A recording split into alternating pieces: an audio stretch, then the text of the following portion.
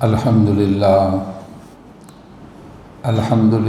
نحمدہ ونستعینہ ونستغفرہ ونعوذ باللہ من شرور انفسنا ومن سیئات اعمالنا من یہدہ اللہ فلا مضل لہ ومن یضللہ فلا ہادی لہ وأشهد أن لا إله إلا الله وحده لا شريك له وأشهد أن سيدنا ومولانا محمدا عبده ورسوله أما بعد فأعوذ بالله من الشيطان الرجيم بسم الله الرحمن الرحيم من عمل صالحا من ذكر أو أنثى وهو مؤمن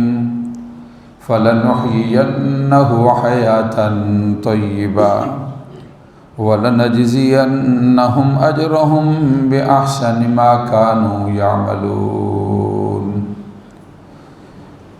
جو آدمی اچھے کام کرتا ہے، چاہے مرد ہے چاہے عورت ہے، اور وہ ایمان والا ہے، ہم اس کی زندگی کو بہترین بنا دیتے ہیں اور ہم بدلہ دیں گے جو کچھ وہ اچھے کام کرتا رہا ہے۔ صدق اللہ العظیم وبلغنا رسولہ النبی الکریم۔ واجب صد احترام معزز سامعین، رمضان المبارک کا تیسرا جمعہ ہے اور الحمدللہ آج 16واں روزہ ہے۔ اللہ تعالیٰ باقی روزے بھی اور باقی جمعے بھی رمضان المبارک کے نصیب فرمائے۔ اللہ رب العزت کی ذات نے بندوں کو زمین پر جو بھیجا ہے اپنی بندگی اور عبادت کے لیے ہے۔ قرآن مجید کے اندر حکم دیا، وَمَا خَلَقْتُ الْجِنَّ وَالْإِنسَ إِلَّا لِيَعْبُدُونِ، جنوں کو اور انسانوں کو ہم نے اپنی بندگی کے لیے اور عبادت کے لیے بنایا ہے اور پیدا کیا ہے۔ عبادت اللہ تعالیٰ کی تابعداری کا نام ہے، اور جو عبادت کرنے والا ہے اس کو کہتے ہیں کہ یہ نیکی کرنے والا ہے۔ جو آدمی عبادت نہیں کرتا، جو آدمی نیکی نہیں کرتا، تو وہ گناہ والی زندگی کے اندر جاتا ہے۔ اس دنیا کے اندر دو طرح کے لوگ ہیں، یا تو گناہ والی زندگی کے اندر ہیں یا وہ نیکی والی زندگی کے اندر ہیں۔ قرآن مجید نے جو گناہ والے ہیں ان کے بارے میں ارشاد فرمایا ہے، وَسِيقَ الَّذِينَ كَفَرُوا إِلَى جَهَنَّمَ زُمَرًا، جو لوگ گناہ والی زندگی کے اندر اللہ تعالیٰ کے نافرمان اور کافر ہیں، ان کو دوزخ کی طرف اور جہنم کی طرف لے جائے گا۔ وَسِيقَ الَّذِينَ اتَّقَوْا رَبَّهُمْ إِلَى الْجَنَّةِ زُمَرًا، جو اپنے رب کے تابعدار ہیں، نیکوکار ہیں، اچھائی کرنے والے ہیں، حکم خدا بندی ہے، اللہ تعالیٰ ان کو جنت کی طرف لے جائیں گے۔ یہ نیکی اور بدی یہ پہلے سے چلی آ رہی ہے۔ اللہ تعالیٰ جب اس زمین و آسمان کے مالک اور خالق ہیں، جو لوگ اللہ تعالیٰ کی زمین پر اللہ تعالیٰ کی تابعداری کرتے ہیں اور جو اللہ تعالیٰ کی فرما برداری کرتے ہیں اور اطاعت کرتے ہیں، اللہ تعالیٰ ان بندوں سے اس دنیا کے اندر بھی خوش ہیں اور یہ دنیا ان کی بہترین اور اچھی دنیا کر دیتے ہیں۔ اور جو لوگ نافرمان ہیں اور اللہ تعالیٰ کے حکموں کو پورا نہیں کرتے ہیں اور گناہ والی زندگی کے اندر رہتے ہیں، اللہ رب العزت کی ذات ان کی اس دنیا کو بھی اور آخرت کو بھی تباہ و برباد کر دیتے ہیں۔ اور آخرت جو ہے وہ تباہ و برباد ہوگی کہ دوزخ کا ایندھن بنے گا، اور جو اس دن دوزخ سے بچے گا وہ کامیاب ہوگا۔ قرآن مجید نے ارشاد فرمایا، فَمَنْ زُحْزِحَ عَنِ النَّارِ وَأُدْخِلَ الْجَنَّةَ فَقَدْ فَازَ، جو آگ سے بچ گیا اور جو جنت میں داخل ہو گیا وہ آدمی کامیاب ہو گیا۔ اللہ رب العزت کی ذات نے قرآن مجید کے اندر بیان فرما دیا ہے، یہ جو کچھ دنیا کے حالات چلتے ہیں یہ انسان کے خود اپنے کیے ہوئے ہیں، اور اس کی وجہ سے زمین و آسمان کے اندر تبدیلی آتی ہے اور تغیر آتا ہے اور حالات کی اچھائی اور برائی ہوتی ہے۔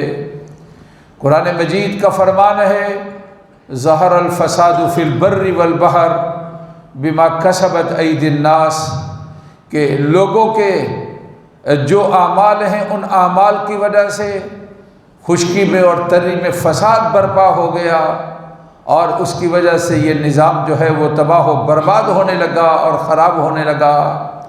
قرآن مجید کا فرمان ہے ما اصابکم من مصیبت فبما کسبت ایدیکم ویعفو عن کثیر، جو تمہیں تکلیف پہنچتی ہے سمجھ لو یہ شامت اعمال ہے اور یہ ہمارے کرتوت ہیں برے، جس کی وجہ سے ہمارے یہ حالات ہیں۔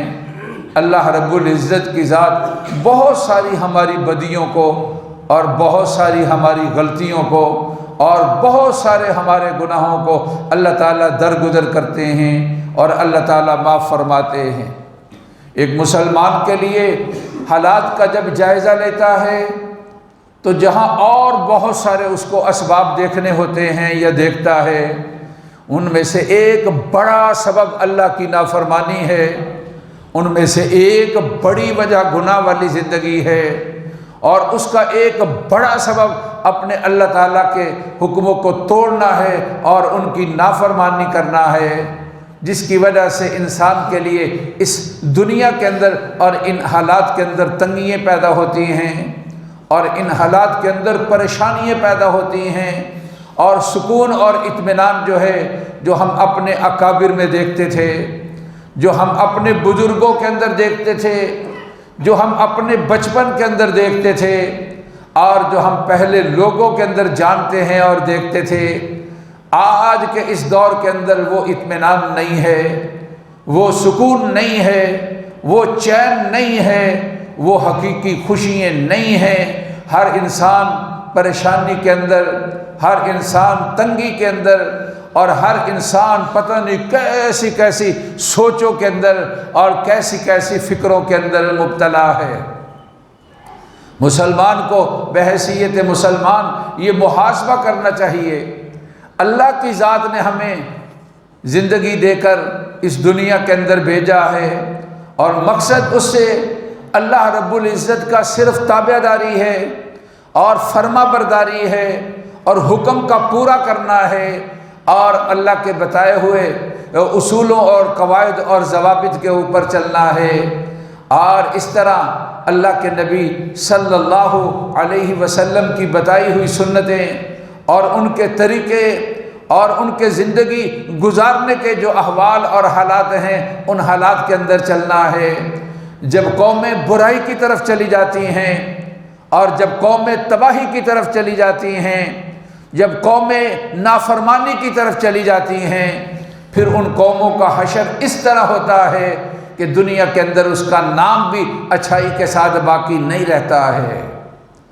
قرآن مجید میں اللہ تعالیٰ کا فرمان ہے وَمَا ظَلَمْنَاهُمْ وَلَكِنْ كَانُوا أَنفُسَهُمْ يَظْلِمُونَ، ہم نے تمہارے ساتھ زیادتی نہیں کی ہے، تم کہتے ہو کام نہیں ہے، تم کہتے ہو حالات نہیں ہے، تم کہتے ہو تنگیاں نہیں ہیں، ذرا اپنے حالات کا محاسبہ تو کرو کہ ہم کیا ہیں اور ہمارے کیا حالات ہیں اور ہم کن حالات کے اندر جا رہے ہیں۔ جس شعبہ زندگی کو آدمی لے لے، ہر جگہ پر فراڈ داخل ہے، دو نمبری داخل ہے، ہر جگہ پر ایمان سے ہٹ کر بے ایمانی والی چیزیں جو ہیں ان کو ہم اختیار کر رہے ہیں، ملاوٹ عروج پر ہے، فراڈ اور دغا عروج پر ہے، رشوت عروج پر ہے، اور اسی طریقے کے ساتھ دھوکہ عروج پر ہے، سودی کاروبار عروج پر ہے، قمار کا کاروبار عروج پر ہے، نافرمانیوں کے سلسلے بڑے بڑے ہم نے شروع کر رکھے ہیں۔ اللہ تعالیٰ کا فرمان ہے وَمَا ظَلَمْنَاهُمْ وَلَكِنْ كَانُوا أَنفُسَهُمْ يَظْلِمُونَ، انسانوں ہمارے اوپر الزام نہ لگاؤ، تمہاری یہ شامت اعمال ہے، بظاہر تم یہ سمجھتے ہو کہ ہم نے یہ کما لیا ملاوٹ کر کے، جھوٹ بول کے، دغا کر کے، فراڈ کر کے۔ پتہ اس کی نحوست کتنی ہوتی ہے، پورا معاشرہ اس نحوست کے اندر مبتلا ہوتا ہے، اور پورا معاشرہ اس پریشانی کے اندر، اس کی وجہ سے پریشانی کے اندر مبتلا ہوتا ہے، اور پورا معاشرہ جو ہے وہ تنگی کے اندر مبتلا ہوتا ہے۔ رات کو تراویح کے اندر 19واں پارہ پڑھا گیا ہے، 19ویں پارے میں سورۃ شعراء ہے، دوسری سورت ہے 19ویں پارے کی۔ اللہ رب العزت کی ذات نے اس پارے کے اندر گزشتہ قوموں کے احوال کو بیان کیا۔ کذبت قوم نوح المرسلین، کذبت عاد المرسلین، کذبت ثمود المرسلین، کذبت قوم لوط المرسلین، کذب اصحاب الایکۃ المرسلین۔ اللہ رب العزت کی ذات نے 5 قوموں کا نام لے کر تذکرہ کیا ہے، اور ان کی تباہی اور بربادی کو اللہ رب العزت نے بیان کیا ہے۔ قوم نوح جو تباہ و برباد ہوئی، آسمان ان کے لیے پانی برساتا ہے، زمین سے ان کے لیے پانی نکلتا ہے، اور ہر طرف پانی ہی پانی ہے، اور زمین پر بسنے والی وہ نافرمان قوم ساری کی ساری تباہ ہو جاتی ہے اور برباد ہوتی ہے۔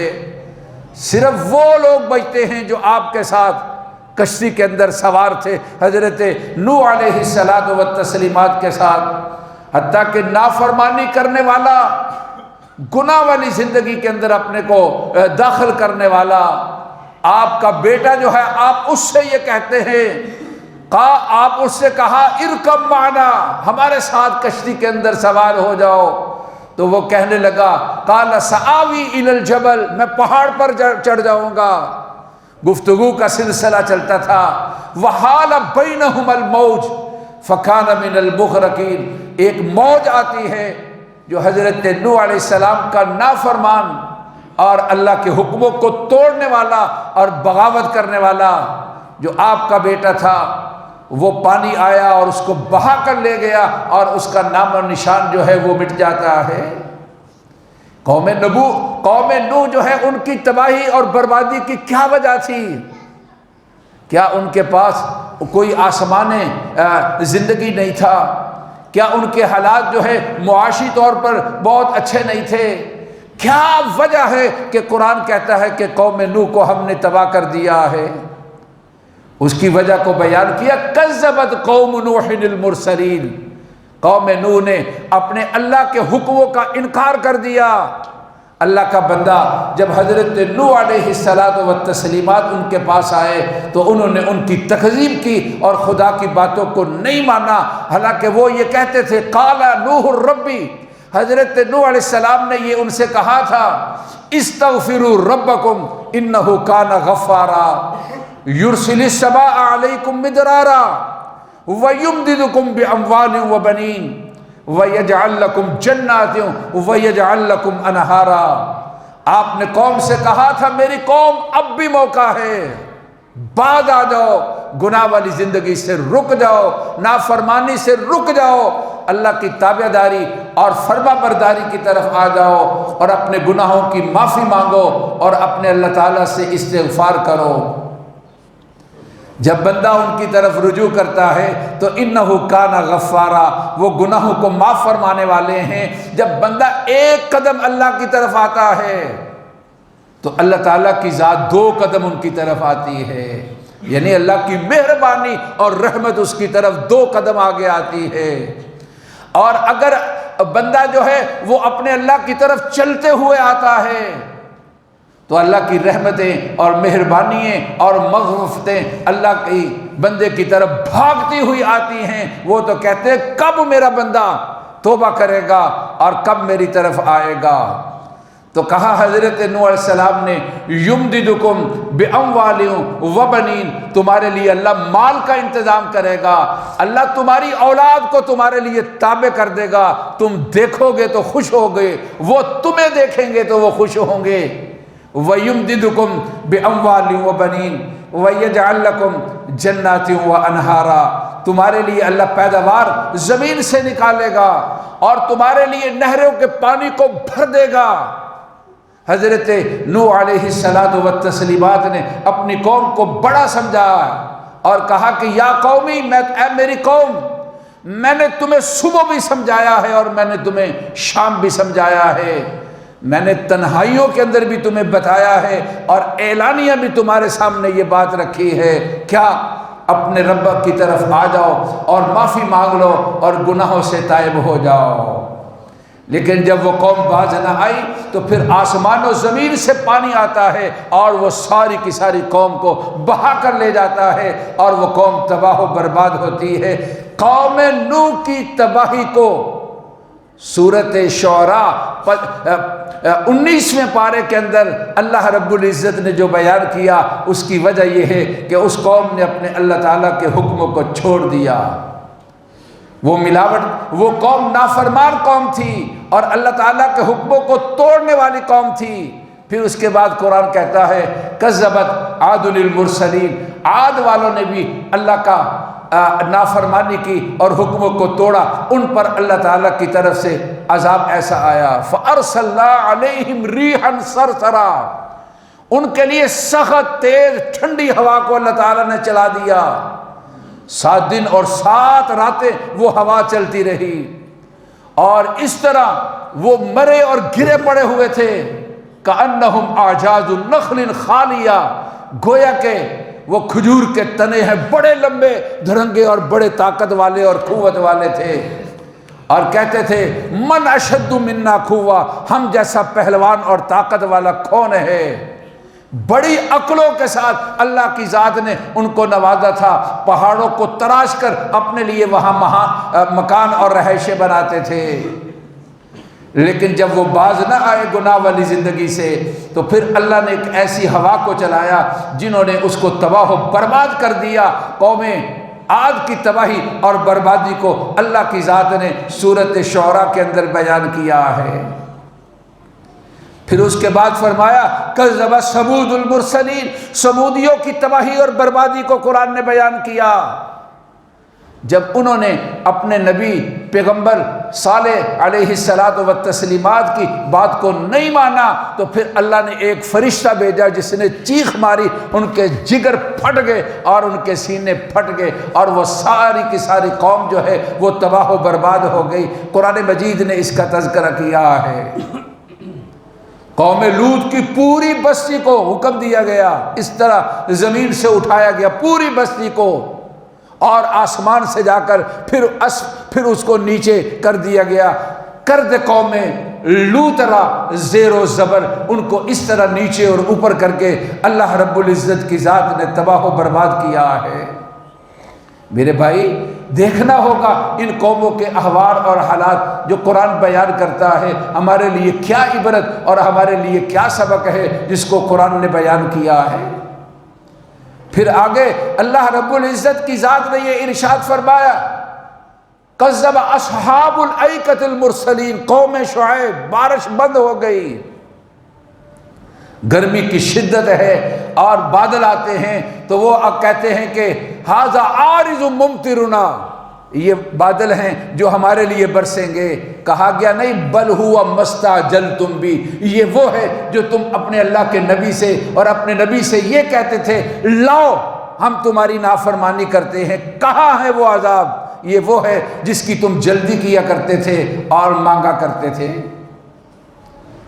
جب قوم بادل سمجھ کر بارش سمجھ کر باہر نکلتی ہے تو پھر ان بادلوں نے بارش نہیں، قرآن کہتا ہے اصحاب الظلہ، وہ صحبان والے تھے، سایہ تھا، جب نیچے آئے تو پھر اس نے بارش نہیں آگ کو برسایا ہے، اور اس طرح وہ قوم شعیب تباہ و برباد ہوئی ہے۔ میرے بھائی ان قوموں کی تباہی اور بربادی کے اندر ایک بڑی وجہ ہے کیا؟ یہ قوم نافرمان تھی اور اپنے نبی اور پیغمبر کی باتوں کو نہیں مانا اور اپنے اللہ تعالیٰ کے احکامات کو چھوڑ دیا ہے۔ آج جو میرے اور آپ کے حالات چل رہے ہیں، ہر وقت پریشانی، میرے بھائی اس کی جو وجوہات ہیں ان میں سے ایک بڑی وجہ آپ یہ کہیں گے جی حاکم ہیں جی، آپ یہ کہیں گے جی وہ ہمارے سیاستدان ہیں جی، آپ یہ کہیں گے جی ہمارے جج ہیں جی، آپ یہ کہیں گے جی ہمارے فلاں ہیں جی، جی ٹھیک ہے ایسا بھی ہو سکتا ہے، لیکن یہ ایسے لوگ بھی کب مسلط ہوتے ہیں؟ ایک حدیث مبارکہ کے اندر ہے، رسول پاک صلی اللہ علیہ وسلم کے پاس حضرت عبداللہ بن عمر تشریف لائے، 10 لوگ تھے، کہتے ہم 10 لوگ نبی پاک صلی اللہ علیہ وسلم کے پاس آئے۔ آپ نے فرمایا کہ لوگوں 5 چیزوں سے اپنے کو بچا کر رکھنا ہے، یہ یاد رکھنا 5 کام نہیں کرنے ہیں، اپنے آپ کو ان سے بچانا ہے۔ جب کسی قوم کے اندر بے حیائی اور فحاشی عام ہو جاتی ہے، اس قوم کے اوپر ایسی بیماریاں مسلط ہوتی ہیں جو ان کے پہلوں نے ان بیماریوں کا کہیں تذکرہ نہ پڑھا تھا، نہ سنا تھا، نہ ان کے سامنے وہ ایسی بیماریاں تھیں۔ جب قوم کے اندر بے حیائی اور فحاشی عام ہوتی ہے، اس طرح ان کے اندر بیماریاں اور اس طرح ان کے حالات جو ہیں وہ پیدا ہو جاتے ہیں۔ کبھی ہم نے وہم و گمان کے اندر ڈاکٹر کے پاس جاتے ہیں، کہتے جی ہم نے ایسی بیماری کو پڑھا نہیں ہے، یہ کیسی بیماری آ گئی؟ اچھا بھلا سمجھدار صحت مند طاقت والا قوت والا یکدم کسی تکلیف کے اندر اور کسی بیماری کے اندر مبتلا ہو جاتا ہے اور اس کو بتا بھی نہیں سکتا کہ مجھے ہے کیا۔ ڈاکٹر پوچھتے ہیں کہ ہے کیا، کہتے ہیں میں بتا نہیں سکتا میری کیفیت کیا ہے اور میرے حالات کیا ہیں۔ ڈاکٹر بھی حیران ہو جاتے ہیں۔ یہ پاک پیغمبر صلی اللہ علیہ وسلم نے پہلے سے بتائی ہوئی بات ہے، بے حیائی اور فحاشی کے ساتھ انسان کے اوپر بیماریاں آتی ہیں اور وبائیں آتی ہیں، اور ایسی ایسی جو ان کے پہلوں نے نہیں سنی تھی۔ رسول اللہ صلی اللہ علیہ وسلم کی ذات اقدس نے ارشاد فرمایا ہے، آپ صلی اللہ علیہ وسلم نے فرمایا کہ 5 چیزوں سے اپنے آپ کو بچا کر رکھنا۔ جب قومیں زکوٰۃ کو دینا بند کر دیتی ہیں تو پھر کہا آسمان سے رحمت کی بارش بھی ان کے لیے بند ہو جاتی ہے۔ اگر اللہ تعالیٰ کو ان جانوروں کا اور حیوانوں کا خیال نہ ہوتا تو تمہارے لیے آسمان سے پانی کی ایک بوند نہ آتی۔ زکوٰۃ کو بند کرنے کی وجہ سے اور زکوٰۃ کی ادائیگی نہ کرنے کی وجہ سے پاک پیغمبر صلی اللہ علیہ وسلم کی ذات اقدس نے ارشاد فرمایا، اور پھر فرمایا کہ جب قوم جو ہے وہ ملاوٹ کرنے لگ جاتی ہے، جس نبی نے کہا تھا کہ دودھ نور ہے، اس کے اندر پانی صاف اور پاک نہیں، غلیظ پانی اور گندا پانی دودھ کے اندر ملایا جاتا ہے اور دودھ کے اندر ڈال کر لوگوں کو پلایا جاتا ہے۔ یہ چھوٹے معصوم بچے، ان کے لیے جو پیک دودھ ہے پتہ نہیں کیا کیا ملاوٹ کر کے ان کے لیے، بچوں کے اوپر ترس نہیں ہے، انسان کی جان کے اوپر ترس نہیں ہے، ایسے دھوکے اور فراڈ اور ایسا زہر کھلایا جاتا ہے اور ایسی چیزیں دی جاتی ہیں۔ میں ایک دفعہ سفر میں تھا تو آپس میں تعارف ہوا، ایک صاحب سے پوچھا آپ کیا کرتے ہیں؟ کہتے ہیں جی میں ایک NGOs ہے اس میں کام کرتا ہوں۔ میں نے پوچھا کیا وہ کام کرتی ہے، اس نے کیا اپنا کام لیا ہوا ہے؟ کہتے ہیں کہ پاکستان کے اندر گدیں، وہ بڑی چیلیں جو ہیں یہ ختم ہوتی جا رہی ہیں، ہم اس پروجیکٹ پر ہیں، اس کی کیا وجہ ہے؟ میں نے کہا آپ نے کیا تحقیق کی ہے؟ تو وہ کہنے لگا ہم نے گدوں کے بچے لیے، ان کو پالا۔ آپ ذرا دیکھیں، ذرا تھوڑا سا چند سال پیچھے چلے جائیں، جب کسی شہر سے باہر نکلتے گاؤں میں جاتے تو وہاں جو ڈھیر ہوتا یا جانور مرا ہوتا تو وہاں بہت ساری بڑی بڑی گدیں ہوتی تھی، لیکن اب وہ چیزیں نظر نہیں آتی ہیں۔ تو میں نے پوچھا کہ آپ نے کیا تحقیق کی اور کیا وجہ ہے کہ ہمارے ملک کے اندر یہ گدیں کیوں کم ہو گئی ہیں؟ کہا اس کی وجہ یہ ہے کہ یہ جو مردار کھاتی ہیں اور جو مردار ہے اس کے ساتھ ہمارا انسانوں کا عمل یہ ہے کہ دودھ نکالنے کے لیے ٹیکا لگایا جاتا ہے، وہ ٹیکا انسان کے لیے اور اس جانور کے لیے زہر ہے، اور جو جانور جب مر جاتا ہے اور گدیں کھاتی ہیں تو وہ اتنا زہریلا اس کا گوشت ہوتا ہے، وہ مر جاتی ہیں۔ میں نے کہا تم نے کیا کیا ہے؟ کہا ہم نے حکومت سے یہ مطالبہ کیا ہے اس پر پابندی لگائی جائے، اور پابندی ہے لیکن اس کے باوجود یہ ٹیکا آ رہا ہے، لیکن ہم اس کی طرف دھیان اور خیال نہیں جاتا۔ ہمارا دودھ بڑھنا چاہیے، ہمارے پیسے بڑھنے چاہیے۔ انسان جاتا ہے تو جائے، خود انسان کا دشمن بن گیا۔ چھوٹے چھوٹے معصوم بچے، یار جاؤ جتنی چاہے ملاوٹیں کر لو، خدا کے لیے کھانے والی چیزیں جس کے ساتھ انسانیت ہے، جس کے ساتھ زندگی ہے، جس کے ساتھ حیات ہے، تم نے اس کے اندر بھی زہر ملا دیا اور غلاظت ملا دی، اور اس کے اندر بھی تم نے ملاوٹ کر دی، اور پھر کہتے ہو کہ ہماری زندگی جو ہے وہ خوشحالی والی نہیں ہے۔ رسول اللہ ہمارا ایمان ہے، رسول اللہ صلی اللہ علیہ وسلم کا فرمان برحق ہے، کہا ملاوٹ کرنے والی قوم۔ اللہ تعالیٰ ان کو اس طرح تنگی کے اندر مبتلا کر دیتا ہے، اور اللہ اس کی نحوست کی وجہ سے ان پر ایسے لوگوں کو حکومت دے دیتا ہے جو ان کی تباہی پر اور بربادی پر ان کے دلوں کے اندر کوئی خیر خواہی نہیں ہوتی ہے، اور ان کے دلوں کے اندر کوئی بلائی نہیں ہوتی کہ ہماری قوم اور لوگ کس حال کے اندر جا رہے ہیں، اور ان کو اپنی پڑی ہوئی ہوتی ہے۔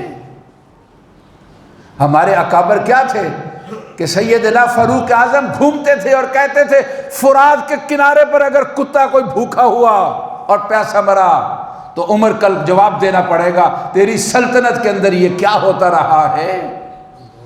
آج اس کے بارے میں سوچنا تو کجا، آج کے حکمران اس کا تصور بھی نہیں کرتے ہیں۔ جو جنگ اور لڑائی ہے اس کا میرے اور آپ کے حالات کے ساتھ کیا تعلق ہے؟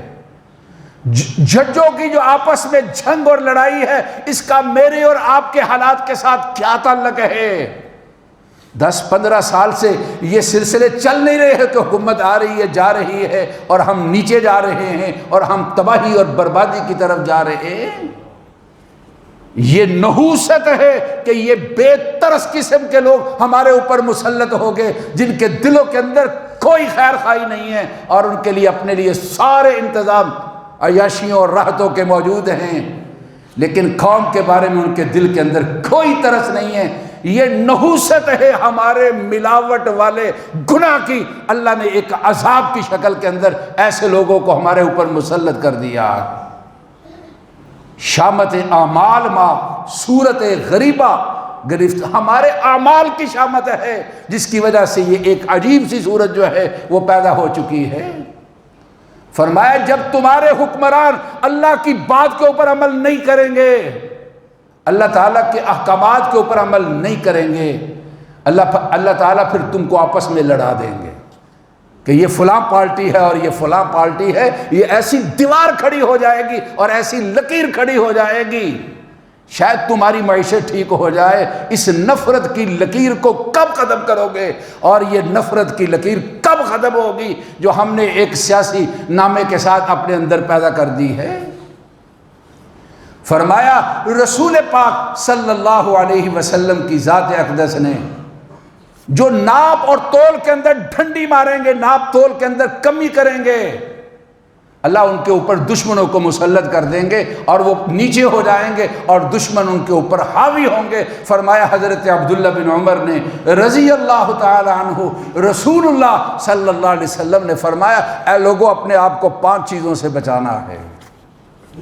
ایک جگہ پر اللہ رب العزت کا فرمان ہے وَلَوْ أَنَّهُمْ أَقَامُوا التَّوْرَاةَ وَالْإِنْجِيلَ، جو ان کے لیے اللہ کا حکم آیا لوگ اس کے اوپر عمل کرتے، تو پھر قرآن نے فرمایا کہ لَأَكَلُوا مِنْ فَوْقِهِمْ وَمِنْ تَحْتِ أَرْجُلِهِمْ، اوپر سے بھی کھاتے اور نیچے سے بھی، بارشیں ان کے ضرورت کے مطابق آتی اور زمین سے پیداوار ان کے لیے وہ ہوتی جو محفوظ ہوتی ہیں۔ آج بیچارہ کسان بڑی محنت کے ساتھ اپنے لیے تیاری کرتا ہے، ہمارے گناہ کی شامت اور وہ اس کے سارے کا سارا کھیت تباہ و برباد ہو جاتا ہے۔ قرآن مجید کے اندر اللہ تعالیٰ کا فرمان ہے من عامل صالحا من ذکر او انثی، جو مرد یا عورت اچھا کام کرے گا فلنحیینہ حیاتا طیبہ، ہم اس کی زندگی کو بہترین زندگی بنا دیں گے۔ ایک ہی واحد راستہ ہے زندگی کی عمدگی اور بہتری کا۔ میرے اور آپ کے ذہن میں فلاں آ جائے حکومت تو بہتری ہو جائے گی، ہمیں قرآن نے جو کہا وہ بہتری یہ ہوگی کہ ہم اپنے اعمال کا محاسبہ کریں گے اور اچھے کام کریں گے۔ تو پھر اللہ تعالیٰ ہماری زندگی کو فَلَنُحْيِيَنَّهُ حَيَاتًا طَيِّبَةً، تمہاری زندگی کو بہترین زندگی بنا دیں گے۔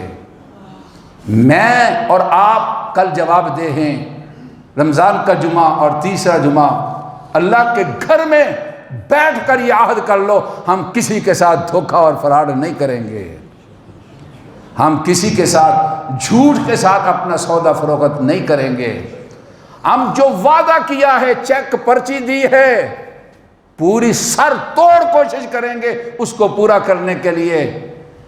لیکن کوئی آفت، کوئی رکاوٹ آ جائے تو پھر پہلے اس کو اطلاع کریں گے، میری بڑی کوشش تھی، میں پہنچا نہیں ہوں، مجھے تھوڑا سا وقت دے دیں۔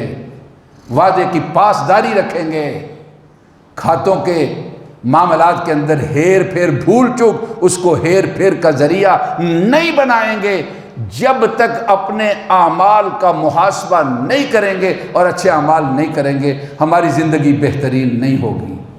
یہ ہمیں انہوں نے کہا جن سے سچا کوئی نہیں ہے اور جس کے ایمان لائے بغیر ہم مسلمان نہیں ہیں۔ تو ہم اپنے اللہ سے عہد کرتے ہیں انشاءاللہ گناہ والی زندگی سے بچائیں گے، نیکی اور تابعداری کی طرف آئیں گے۔ اللہ مجھے بھی اور آپ کو بھی توفیق نصیب فرما دے۔ ربنا تقبل منا انک انت السمیع العلیم، سنتے ادا فرما۔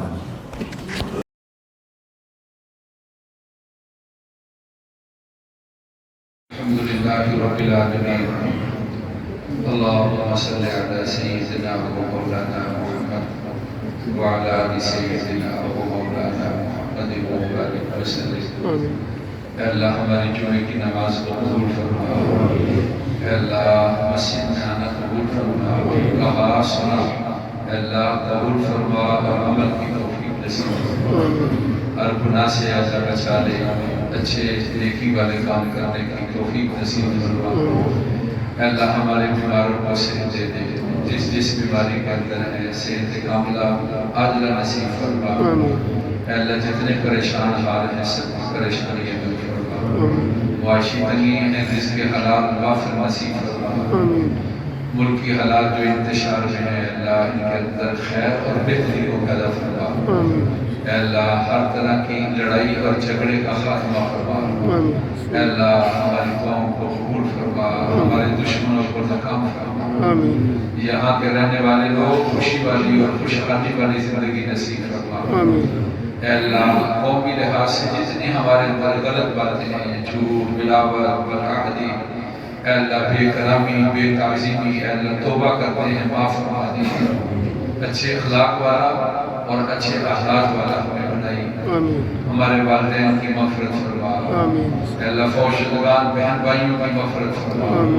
اے اللہ تمام مسلمان مرد اور عورتیں اللہ مغفرت فرما۔ ہم آپ کا شکر ادا کرتے ہیں، آپ نے روزے دیے، یہ 16واں روزہ چل رہا ہے، تیسرا جمعہ ہے، اللہ باقی روزے بھی نصیب فرما۔